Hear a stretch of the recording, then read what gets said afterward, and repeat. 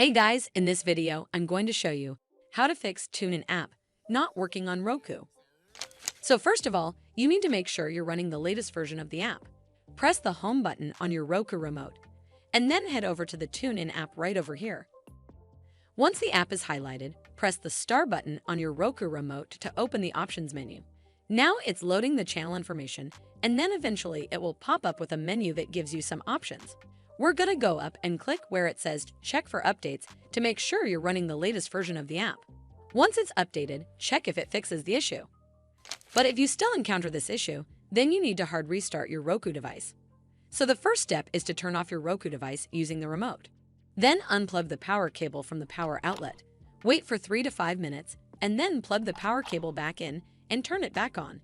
This should fix the issue, but if it doesn't, then you need to completely reinstall the TuneIn app. From the home screen, head over to the TuneIn app right over here. Once the app is highlighted, press the star button on your Roku remote, and then click on Remove Channel from the pop-up menu. It's going to ask for confirmation, so click on Remove to uninstall the app from your device. Once uninstalled, press the home button on your Roku remote. From here, we're just going to use our remote and scroll down until we get to where it says Streaming Channels, and then click OK on your remote. Once you're on this screen, scroll down to Search Channels and type in the app name, and it will then show up right over here.